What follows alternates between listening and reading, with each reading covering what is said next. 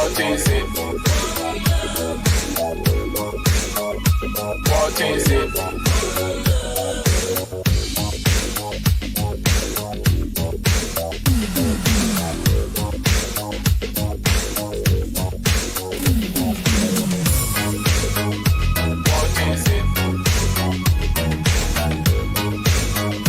What is it?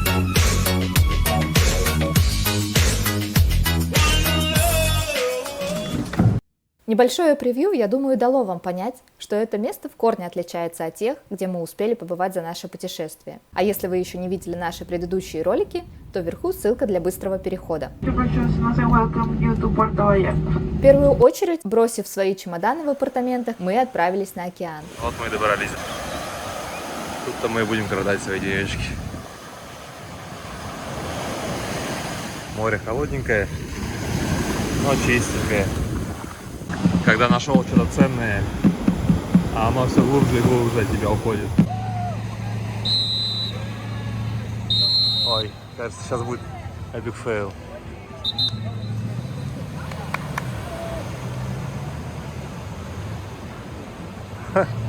Нет, поймали. Пожалуйста, массаж на пляжике. Лежи, наслаждайся. После прогулки мы зашли на местный рынок, находящийся неподалеку от пристани, и закупились свежайшими морскими деликатесами. На местном рынке нашли, где можно купить свежевыловленную рыбу. Название, к сожалению, очень сложное было, непонятное, и я его не запомнил. Здесь прям при тебе разделают свежепойманную рыбу и порежут на стейки. Килограмм креветок есть за 250 песо, и покрупнее креветочки 270. Мы однозначно переходим с фруктовых десертов из Мехико на креветочный коктейль в Пуэрто-Вальярта. На следующий день мы отправились на тот же рынок, но только уже не за морепродуктами, а за фруктами. Способ покупки здесь, конечно, обескураживает.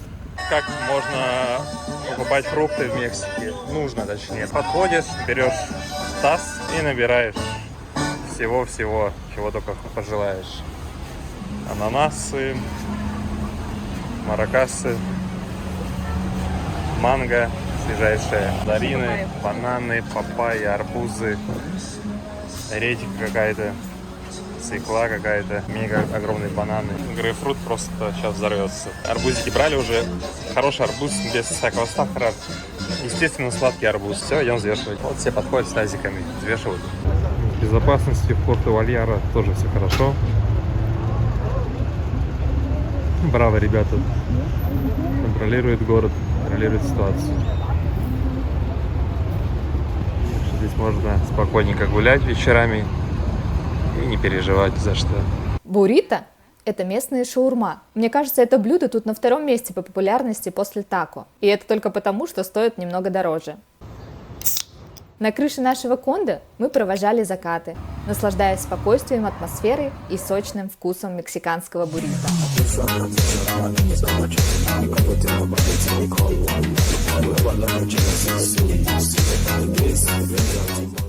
Мы в России на балконах выращиваем помидорки, а в Мексике выращивают ананасики. Смотрите, вот он поспел уже.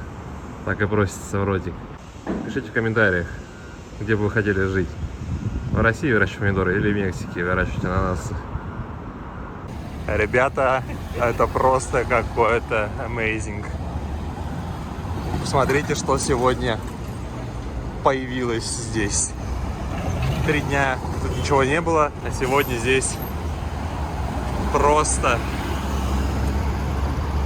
такая громадина образовалась. Откуда, как, каким образом, когда она тут появилась, непонятно. Вчера ее тут не было.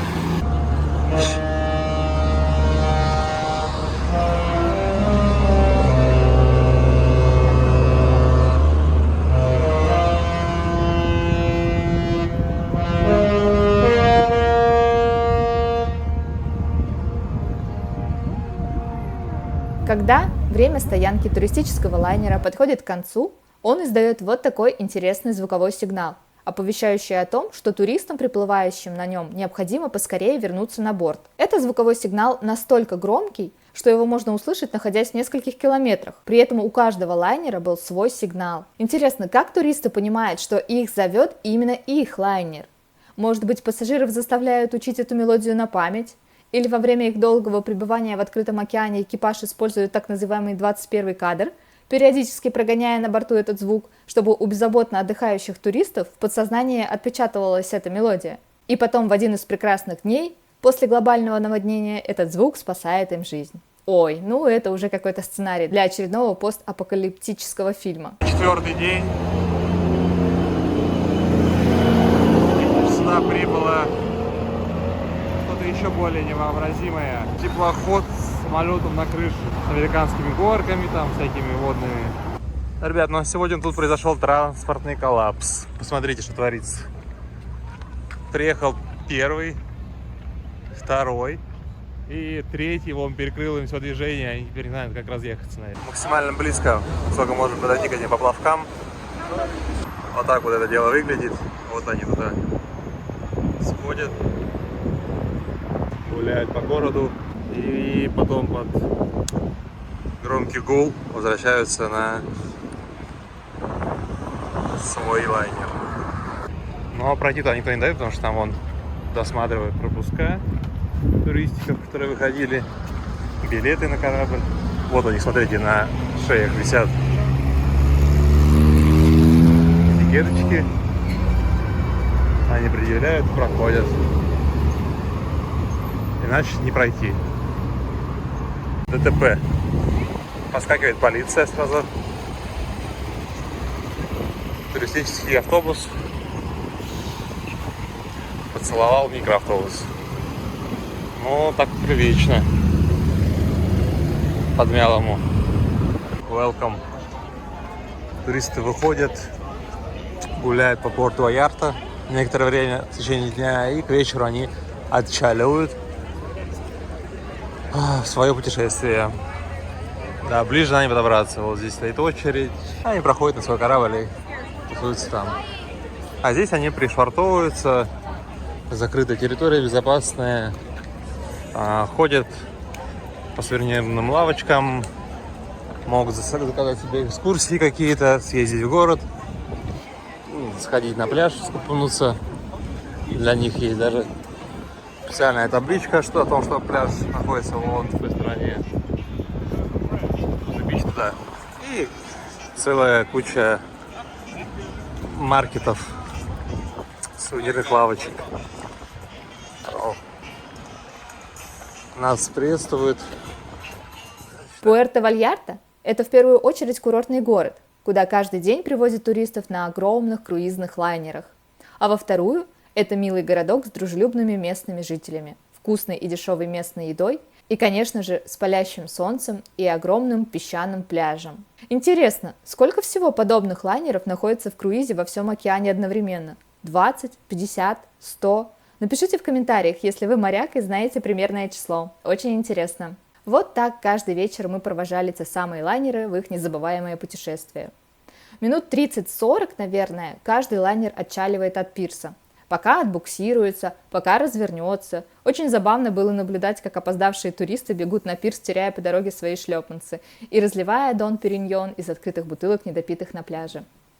После недельного проживания в апартаментах к нам прилетели наши родственники из Канады, с которыми мы долго не виделись. Вместе с ними мы перебрались в гостиничный комплекс 5 звезд. На все включено на 2 недели. Заселяемся в наш отель в порте Вальярта. Что мы видим? У нас тут мини-гольф, теннис.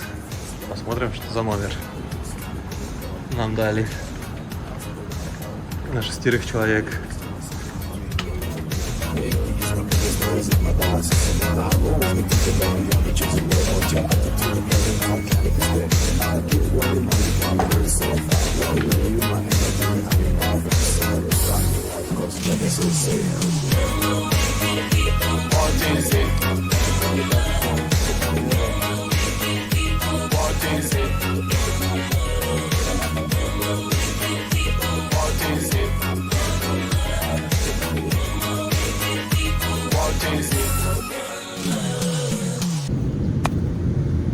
О!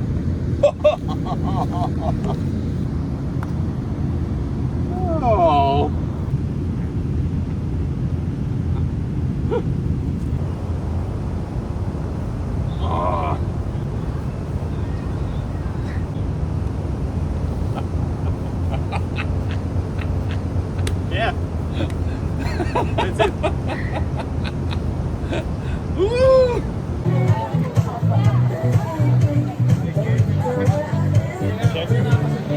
Anything me wanna do, me do it one. I'm say anything me wanna do, we do it one. Me no care what people say, me no care what them want. We just talk, so me get mad them. Them a wanna wine, I get so.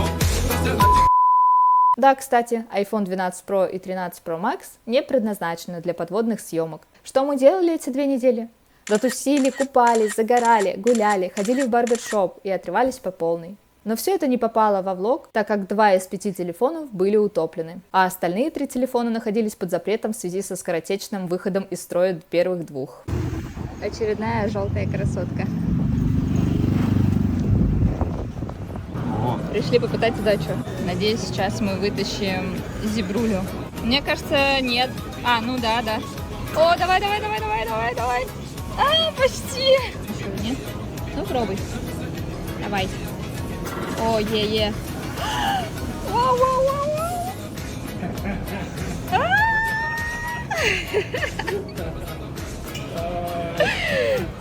Рад? Да. Круто. Держи. Спасибо. И так незаметно прошел целый месяц нашего проживания в Пуэрто-Вальярте. Время пролетело как один миг. Однозначно, это место, где можно было бы жить и куда можно приехать еще раз. Имея удаленную работу или пассивный доход, пожалуйста, сиди целыми днями на пляже, кушай свежие фрукты, гуляй по интересным местам, выезжай в горы, в джунгли хоть каждый день. Нам тут понравилось, но наша цель заключается немного в другом.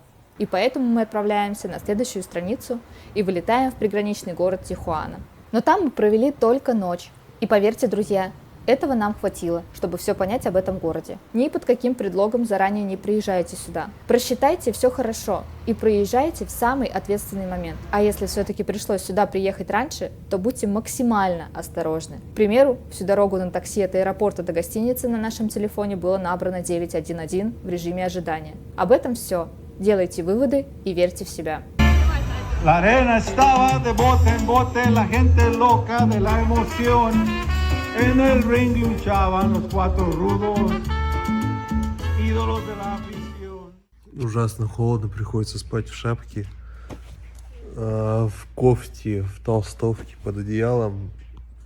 Дубак страшенный в комнате стоит. Это просто ужас какой-то. Вот так вот организованно все мы идем на границу Мексики, США. Сказали, сейчас вот тут 2 лестницы и будем через стену перелазить.